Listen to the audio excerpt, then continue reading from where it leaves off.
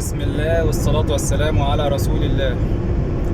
أهلا بيكم تاني في قناة كواليس سعيدة. أنا كنت متوقف فترة في الفيديوهات علشان بسبب سفر وشغل وكده، لكن استجابة لكل مطالب الجماهير العريقة اللي واقفة ورايا، واللي هم عبارة عن 1500 واحد في القناة لحد دلوقتي، ومطالبهم اللي تقريبا ما اتطلبتش خالص وكل الناس اللي ممكن تكون عايزة تشوف فيديوهات ليا او مترقبة او ان هي مستنية ان انا اقدر اعمل فيديوهات جديدة، وبإذن الله هحاول انتظم واعمل فيديوهات تاني من اول وجديد وارجع اشغل القناة تاني بإذن الله. فاستجابة لكل هذه المطالب المزعومة مني ارجع بإذن الله اشتغل تاني في القناة واحاول انزل فيديوهات بانتظام. طبعا مفيش اكتر، يعني مفيش حاجه تقريبا ممكن تخلي الواحد يرجع يتكلم يعمل فيديوهات ويتكلم في القناه بتاعته تاني اكتر من طبعا قضيه فلسطين واللي بيحصل هناك دلوقتي. طبعا انا بالنسبه اللي بيحصل في فلسطين ده، انا بصراحه عندي كبت كبير قوي قوي قوي باللي بيحصل هناك، ومش لازم تكون انسان عربي او مسلم علشان يأثر فيك اللي بيحصل هناك من إبادة وظلم وقتل وعنف وجرائم ضد الإنسانية وضد الدين وضد كل حاجة موجودة يمكن الإنسان قادر إن هو يعيش بيها، زي المواثيق أو الالتزامات والعهود اللي حتى المفروض تكون موجودة في الحرب. بس طبعا ككيان هو ما يهموش كل ده، لأن هو تاريخه كله معروف وكله جرائم ضد الإنسانية وكله جرائم ضد جرائم حرب ومجازر، سواء حصلت مع الفلسطينيين من أول حرب النكبة في 48 أو حصلت معانا احنا لما كانوا في سيناء، وطبعا واللي حصل لما ضربوا مدرسة بحر البقر. طبعا تاريخهم كله معروف. أنا بس في الفيديو ده عايز أوجه زي رسائل، عبارة عن 3 رسائل بالظبط في الفيديو ده.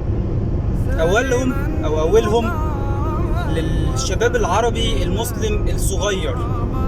يعني يمكن احنا دلوقتي يمكن مش من الناس اللي ربنا اختارها، زي ما كان البيج رامي بيقول في الفيديو بتاعه، مش احنا الناس الحقيقية، او بمعنى صح مش احنا الناس المؤمنة الحقيقية.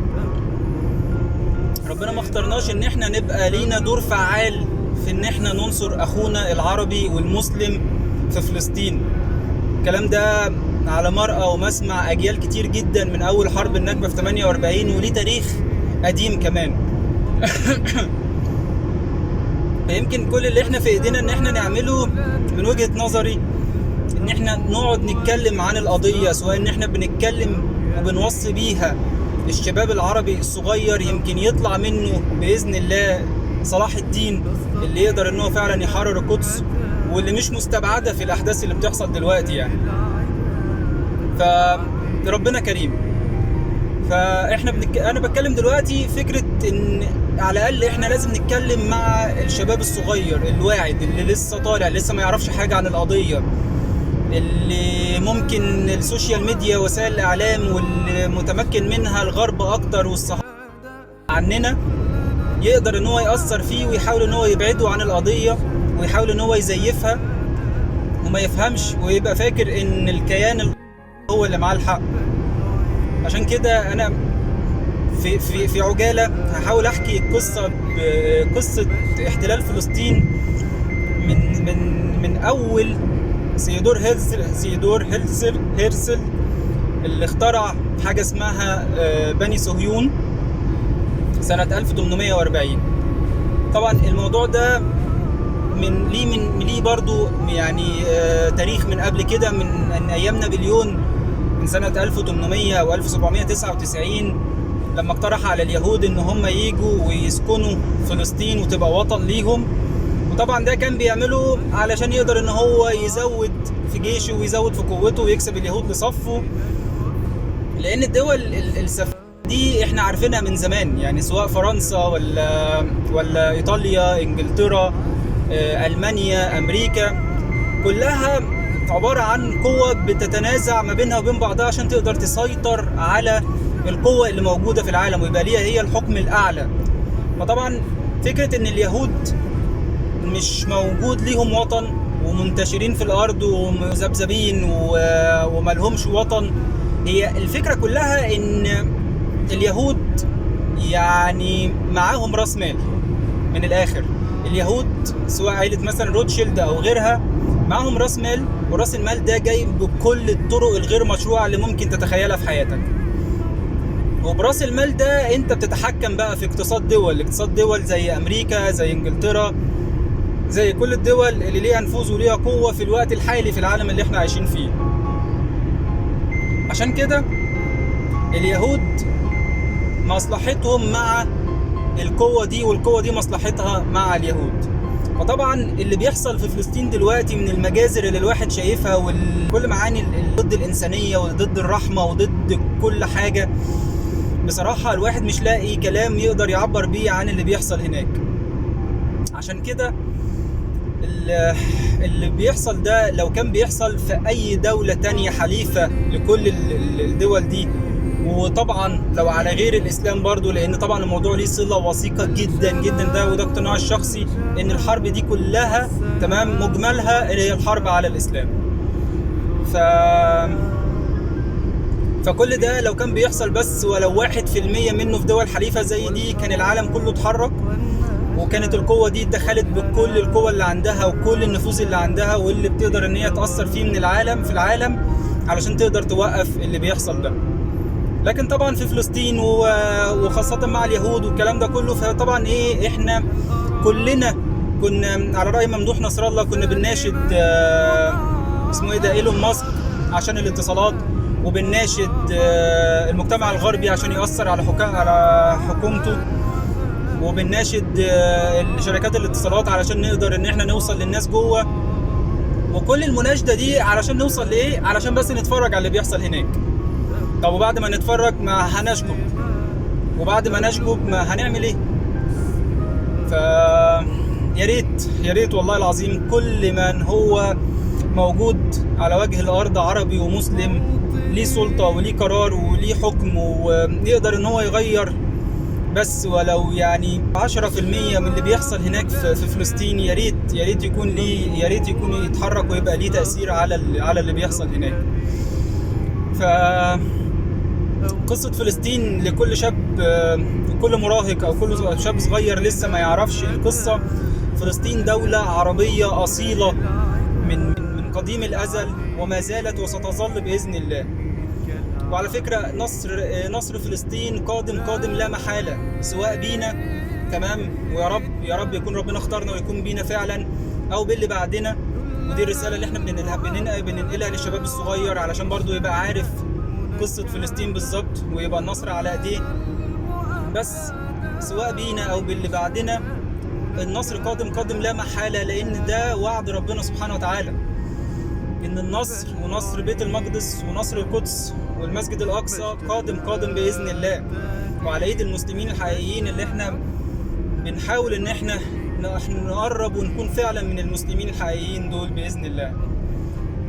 عشان كده قصة الصهاينة دي هم عبارة عن قلة منشقة من اليهود فيهم يهود صالحين معترفين بالتوراة بس ملتزمين بالتوراة وهم يهود، لا هيبقوا مسيحيين ولا هيبقوا مسلمين، رغم ان التوراة كانت بتوصي بسيدنا محمد وان هم يسلموا. بس ما علينا، مش دي قصتنا. هي اليهود فيهم يهود صالحين، بس طبعا من ساعة ما طلعت الجماعة المنشقة دي وسموا نفسهم بني، وهم طبعا علشان هم مذبذبين زي ما قلتوا منتشرين في الارض ما لهمش وطن، فبيحاولوا ان هم يكون ليهم وطن ويكون ليهم ارض من قديم الازل. وسيدور هيتزل ده اللي هو اليهودي اللي كان في النمسا تقريبا، هو اللي أسس الجماعة دي وحط حجر الأساس للصهاينة، وإن هو فضل يدعي كل اليهود المنشقين والمنتشرين في الأرض علشان يتجمعوا ويروحوا فلسطين وتبقى هي الوطن ليه. الكلام ده ساعده عائلة روتشيلد اللي هي تقريبا لحد دلوقتي بتتحكم في اقتصاد العالم، ان هم قدروا ان هم يشتروا اراضي بمساحات واسعه ومساحات كبيره جدا سنه 1889 في ثمانينات القرن التاسع عشر، وان هم قدروا ان هم يبقى ليهم مساحات كبيره جدا كاراضي اشتروها هناك في فلسطين في سهل مرج عامر تقريبا. الفكره ان هم بعد ما اشتروا كل الاراضي دي بدأوا ان هم يتلاعبوا مع الفلسطينيين ومع حكم الدوله العثمانيه، لان ساعتها كانت لسه فلسطين تحت الحكم العثماني، وقدروا ان هم يحاولوا ان هم يكون ليهم كيان، ياخدوا نسبه بسيطه من ان هم ليهم حقوق هناك. وكانوا ساعتها بيمثلوا اقل من عشر السكان، يعني 50,000 ضمن 500,000 فلسطيني ساكن في الارض في فلسطين. طبعا بعد ما اشتروا كل المساحات الواسعه دي، وبعد ما الحكم العثماني انحل، وقدرت ان هي بريطانيا وفرنسا قدروا ان هم يستولوا على فلسطين من ضمن المستعمرات اللي هم استولوا عليها وانقضوا عليها بعد الحكم العثماني. طبعا ساعتها اتوقعت اتفاقية سايكس بيكو اللي كانت اعتمدت ان فلسطين تبقى تحت الحكم البريطاني. طبعا بعد ما بقت تحت الحكم البريطاني اتفقوا اليهود معاهم ساعتها ان فلسطين تبقى هي الدولة اللي هيقيموا عليها ارضها، وان هم يرفعوا ويأسسوا ساعتها دولة اسرائيل ويبقى هي الوطن بتاعهم. طيب بعد اللي حصل ده، الصحابة قدروا ان هم برضو يوصلوا ان فيهم واحد بقى وزير في بريطانيا، تمام، وقدر ان هو يأثر على الحكومة البريطانية، وان هو ياخد منهم وعد ان فلسطين تبقى هي الوطن الاساسي لاسرائيل، تبقى هي الارض بتاعتهم، ان هم يحتلوها. طبعا الوعد ده ساعتها اتسمى بوعد بلفور. من بعد وعد بلفور بقى خلاص الحكم البريطاني بقى عمال بينسحب حته من فلسطين، واليهود عمالين ان هم ينتشروا ويشتروا اراضي اكتر، وان هم يبنوا مستوطنات بزياده، ويقدروا ان هم كمان يعملوا زي عصابه يسموها جيش صغير كده علشان يعني ايه يحموا المستوطنات بتاعتهم. وطبعا بحكم الفلوس اللي كانوا بيشتروا بيها الاراضي دي، كانوا بيجبروا الفلاحين اللي بيبقوا شغالين في الاراضي دي ان هم يتهجروا ويمشوا من الاراضي دي، ويسيبوا بيوتهم ويسيبوا حالهم، ويستبدلوهم بيهود تانيين من كل انحاء العالم علشان يجوا يشغلوهم ويطمعوهم ان هم يجوا يسكنوا في فلسطين. طبعا من بعد كل ده قدروا ان هم كشعب محتل وشعب يعني وقتلة ان هم يأثروا هناك في الحكومة، ويبقى ليهم صوت، ويبقى ليهم زي علم كمان، تمام، علشان يقدروا ان هم يكونوا جماعة مؤثرة هناك، ويبقى ليهم المكان بتاعهم ان هم يقدروا يستقلوا بيه، علشان يقدروا ان هم ركيزة هناك في فلسطين، ويكون ليهم المستوطنات بتاعتهم دي هي الوطن بتاعهم. طبعا كل ده جرنا بقى ساعتها لحرب النكبة، واللي ساعتها اترفع فيه جهوريا بقى وخلاص، وان فلسطين دي هي الوطن القومي لليهود، وان فلسطين هي في الاصل ارض اليهود اصلا، مش ارض عربية. وقدروا ان هم يرتكبوا في حرب النكبة في سنة 48 دي مجازر لا توصف، من تهجير وقتل وقمع وسجن وتعذيب، حاجة يعني كلاب بمعنى صح بصراحة، يعني أكتر من كلاب والله. كل اللي بيحصل في فلسطين من سنة 48 من بعدها العملية عمالة تتغلغل حبة بحبة، يعني فكرة عارف السرطان والعياذ بالله بينتشر في جسم الإنسان، عمال بشوية وياخد الحي ده، شوية وياخد المدينة دي ويهجر. بقى انت متخيل كمية التهجير اللي حصلت للفلسطينيين في السنين اللي فاتت دي، وطرق التعذيب وطرق القتل والتهجير القسري اللي كان بيتعمل للناس. انت متخيل؟ يعني حط نفسك مكانهم ولو ل5 دقايق مش هتقدر بجد تستحمل. يعني والعياذ بالله الناس دي لا عندها لا رحمة ولا دين ولا إنسانية ولا التزام، سواء بميثاق ولا عهد ولا أي حاجة ممكن تدل إن دول أصلا بشر.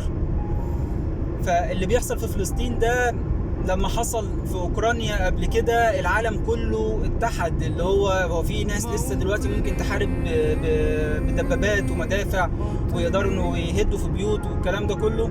احنا كلنا عارفين دلوقتي ان الحرب عباره عن حرب اقتصاديه، حرب اعلاميه، كل ده. لكن فكره ان المدافع والدبابات والقنابل والكلام ده كله اللي هو كان اصلا خلص لحد حرب 73 ولا حرب الخليج في التسعينات خلاص.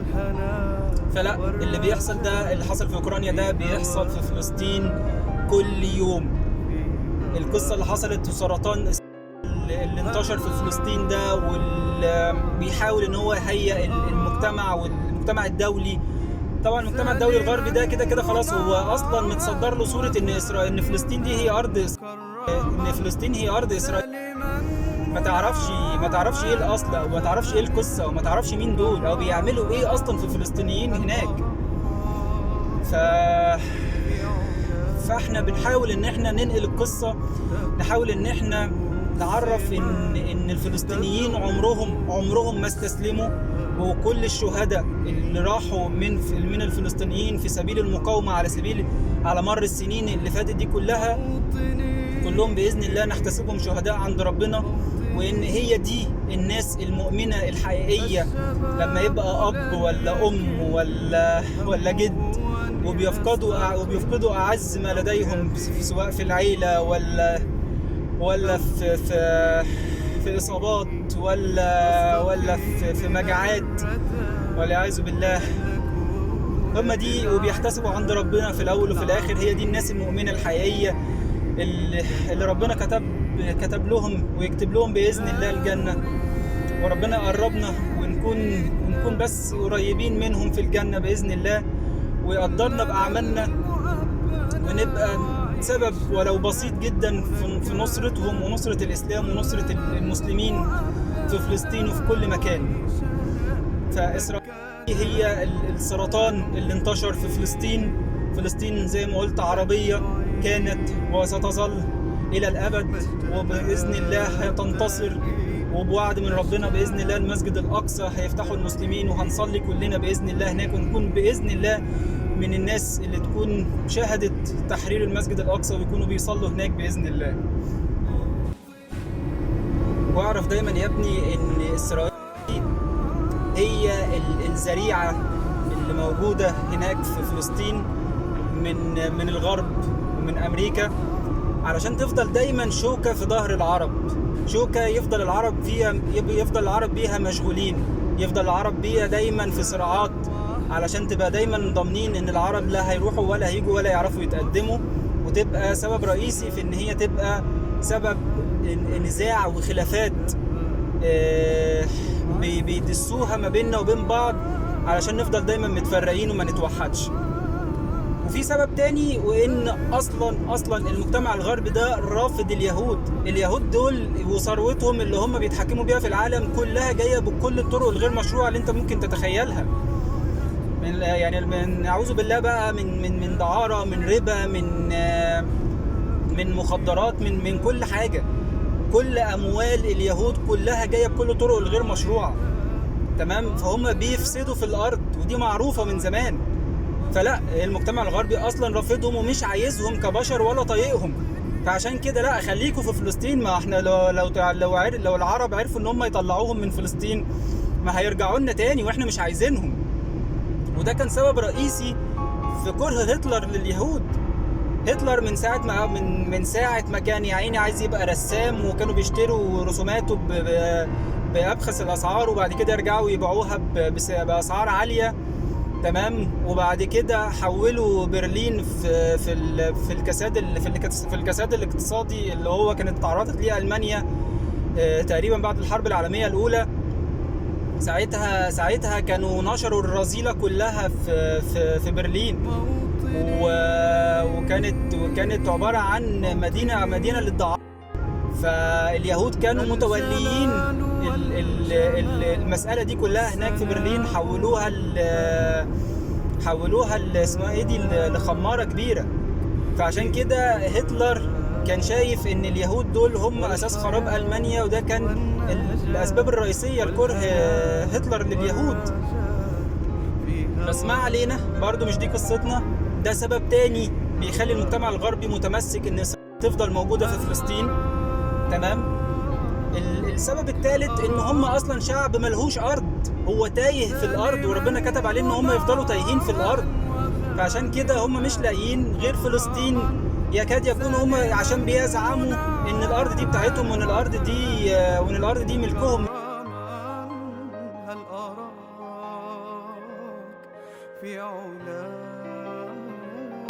فاللي بيحصل في فلسطين دلوقتي، تمام، زي ما قلت قبل كده، هو الناس كلها شايفينه، والناس كلها سامعينه، والناس كلها عارفه ايه اللي بيحصل هناك، ومحدش بيتكلم ولا حد بيتحرك. ليه؟ لان المصالح هي اللي بتحكم. انا مصلحتي ان اسرائيل تفضل هناك، وانا من القوى اللي معترف بيها في العالم، ومش هتكلم، وهعمل اتفاقيات وهعمل عهود وهعمل ميثاق، تمام، وهجتمع بالامن الدولي والامن الوطني والمجتمع والعرب والناس، وهنعمل وهنقعد، وهتبقى ليله تمام، هنقعد، بس هنطلع فيه ولا حاجه. طب هنطلع بتاع ده باتفاقات والتزامات، هنطلع، بس مش هتنفذها. طب ما تنفذهاش، معلش. طب ما الناس بتموت هناك، معلش. لا هي اسرائيل هتحترم نفسها، لا لمي نفسك يا اسرائيل. فهي ده اللي بيحصل دلوقتي، تمام. فكل شاب لسه ما يعرفش القصه ويعرف ان اسرائيل هي السرطان اللي منتشر في فلسطين، لازم يبقى عارف ان هي دي العدو الاول لينا، وان العدو اللي بعديه هو الغرب اللي زارعينهم هناك، عشان نبقى عارفين احنا بنساند مين وبنقف جنب مين، سواء بشراء المنتجات ولا ان احنا ننعش اقتصادهم عن طريق شراء المنتجات بتاعتهم، ولا لازم نبقى عارفين مين العدو. كل شاب وكل راجل عربي مسلم لازم يبقى عارف ان العدو هي القوة المتحكمة في العالم دلوقتي، واللي هي عاملة نفسها خرصة وعمية، تمام، عن اللي بيحصل في فلسطين. لازم كل شاب عربي صغير ما يعرفش القصة لازم يبقى عارف ان الكيان الصهيوني في فلسطين هو السرطان اللي انتشر في فلسطين، واللي واجب علينا كلنا نبقى عارفين ان هو ده العدو، واللي احنا ندافع عن فلسطين وندافع عن الارض المقدسة دي. طيب، الرسالة الثانية واللي انا عايز اوجهها لكل العرب وكل المسلمين اللي موجودين على مستوى العالم، واللي يعتبر عددنا كلنا عبارة عن 3 مليار بني آدم. انت متخيل 3 مليار بني آدم مسلم على وجه الأرض؟ احنا كلنا هنتسأل على اللي بيحصل في فلسطين.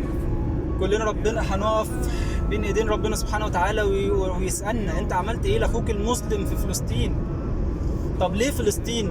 وليه مثلا لو الموضوع ده بيحصل في منطقة تانية كان الموضوع كان هيبقى، ولو انه يعني المفروض ان هو ما يقلش اهمية، لكن فلسطين اهم واعمق بكتير في ان احنا ندافع عنها عن اي لو كان لا قدر الله بيحصل ده في دولة عربية تانية، تمام. يعني احنا كعرب او كمسلمين بالذات، تمام، احنا واجبنا ان احنا ندافع عن المسجد الاقصى. المسجد الاقصى الدفاع بتاعه مش موكل بس للفلسطينيين، موكل للمسلمين كلها. عشان كده انا كنت سمعت شيخ مغربي ربنا يبارك له قبل كده بيقول ان القضيه قبل كده كانت القضيه الاسلاميه ضد اسرائيل عشان المسجد الاقصى، بعد كده بقى الصراع العربي الاسرائيلي، شلنا المسلمين غير العرب، بعد كده بقت القضيه الفلسطينيه، هم عمالين بيحاولوا ان هم يفصلوا الفلسطينيين باللي بيحصل فيهم ليهم لوحدهم. لا مصر بعيدة، لا الجزائر، لا تونس، لا ليبيا، لا المسلمين في كل بقاع الأرض ما لا يعني ندعي لهم ربنا يفك أسرهم. لا، القضية دي قضية إسلامية. اللي ما يعرفش أهمية المسجد الأقصى يا جماعة، دي المسجد الأقصى أولى القبلتين.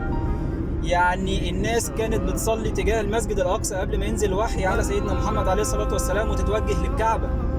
يعني كأن اللي بيحصل في فلسطين دلوقتي كأنه بيحصل في السعودية. لو الصراع ده موجود في السعودية والاقتحام والتدخل العنيف واللي بيحصل من الصهاينة ده بدل المسجد الاقصى بيحصل هناك في الكعبه. انت تخيل، انت عايش علشان شايف ان القبله بتاعتك دلوقتي الكعبه، فكله الا الكعبه. ما هو المفروض يبقى احنا مبدأنا برضو كده تجاه المسجد الاقصى، وربنا برضو ألزمنا ان احنا لازم ندافع عن المسجد الاقصى، هو اولى القبلتين. فده المفروض دفاع موكل للمسلمين كلهم على وجه الارض. عشان كده انت هتتسأل.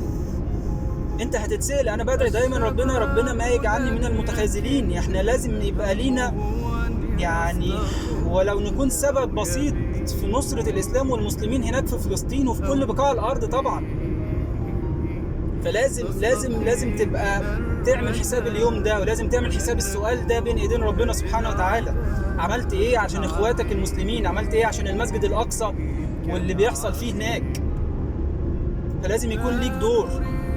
انا زي ما قلت انا بعمل فيديو ده وبتكلم عن القضيه، ولو ان كان المفروض ان احنا نتكلم عليها من زمان، واللي بيحصل في فلسطين كل يوم والتعتيم الاعلامي واللي يدوب بيوصل لنا هناك، والله اعلم اكيد الاضعاف اللي بيحصل واللي بيوصل لنا ده بيحصل هناك. لازم القضيه تبقى قضيتنا كلنا كمسلمين وكعرب. لازم تبقى قضيتنا كلنا. لازم كل واحد في ايديه اي حاجه يعملها علشان يقدر ان هو يقول لربنا سبحانه وتعالى يا رب انا حاولت، يا رب انا وصلت الرساله، يا رب انا كان في ايديا، كان في اقصى حاجه ما كان في ايديا ان انا اعملها، عملت كذا كذا. فلازم كل العرب وكل المسلمين بالذات على مستوى العالم يدافعوا عن القضيه الفلسطينيه، عشان دي جريمه في حق الانسانيه، واللي بيحصل هناك جريمه ضد كل مبادئ القيم والاخلاق.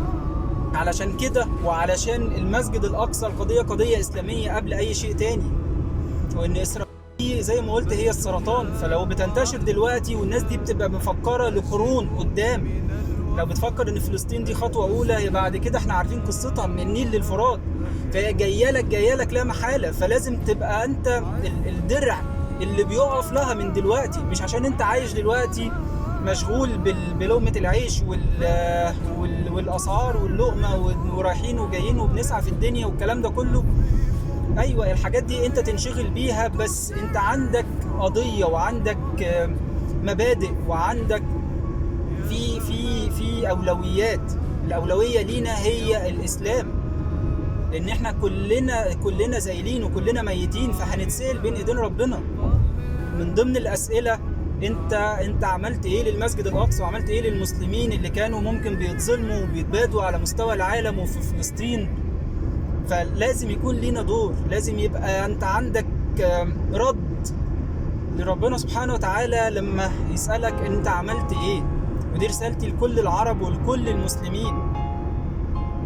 احنا لازم يكون لينا دور، كل واحد في ايديه اي حاجة يعملها، عشان يعني ما تتخيلش انت ممكن تبقى يعني اللي انت بتعمله ده ممكن يكون سبب ولو 1% ان هو ينقذ طفل ولا ينقذ مسلم وينقذ الناس من الإبادة اللي بتحصل لهم هناك. ما انت لو والله العظيم لو غمضت عينك وعشت 5 دقايق بس في وضع تخيلي كده، انت عايش قذائف، عايش من غير اكل، من غير شرب، من غير كهرباء، من غير اي حاجه، محدش يعرف عنك حاجه. انت بتموت في صمت وظلم باين ومحدش بيعمل لك حاجه، وحواليك عيلتك واهلك والاطفال والكلام ده كله، وانت مش عارف ان الساعه اللي جايه انتوا هتبقوا مع بعض ولا مش مع بعض. صدقني ما تستحملهاش، ده في الدنيا وفي الاخره لما تتسأل بين ايدين ربنا. الرسالة الثالثة والأخيرة وهي للصهاينة، لليهود الصهاينة اللي فاكرين إن هم بالأسلحة والشو الإعلامي اللي بيعملوه لنفسهم إن هم لا يقهروا ولا يهزموا.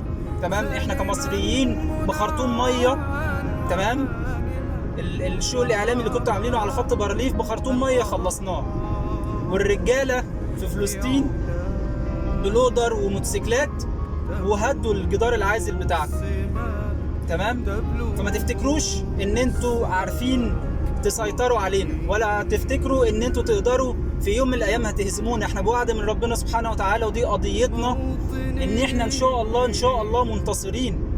وهيفضل مكتوب عليكم طول عمركم تفضلوا تايهين في الارض، وده بحكم ربنا سبحانه وتعالى.